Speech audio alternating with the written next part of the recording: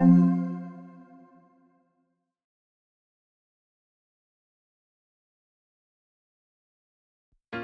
charte des comptes du logiciel SIGA Evo propose une charte de base selon les productions choisies au démarrage de l'entreprise. La charte des comptes est modifiable en tout temps, c'est-à-dire que des comptes peuvent être ajoutés sans problème pour répondre aux besoins des utilisateurs.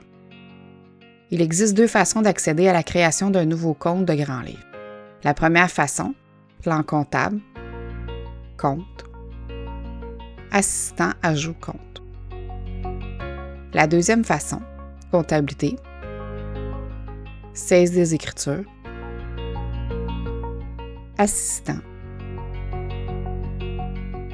Cliquez sur Assistant ajout compte. À l'étape 1, choisir le type du nouveau compte. Par exemple, dépenses. Cliquez sur Suivant. Inscrire un numéro de compte au Grand Livre dans la case du même nom. Il est important de respecter les plages de numéros définis par la charte.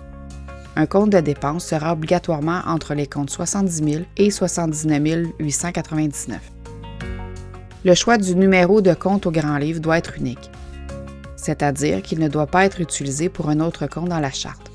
Consultez les numéros de compte déjà utilisés avec la liste des comptes déjà existants dans la grille.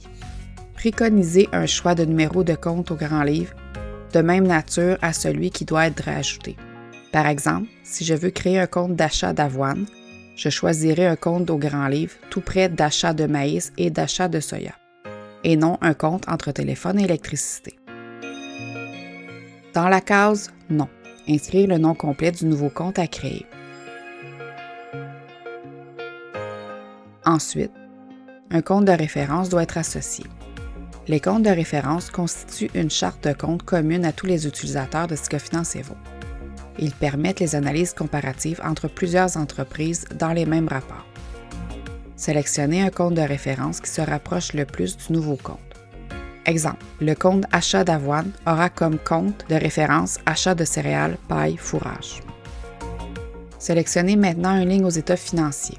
Les lignes aux états financiers sont des regroupements de comptes du Grand Livre utilisés lors de l'impression des rapports de fin d'année, tels que le bilan ou les revenus dépenses. Elles permettent d'afficher des sous-totaux pour un groupe de comptes sur les rapports.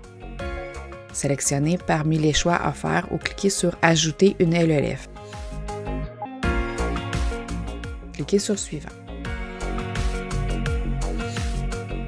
L'étape 3 permet à l'utilisateur de déterminer si une assignation de département ou de lot doit être faite au nouveau compte. Un choix de département ou de lot peut être défini par défaut également.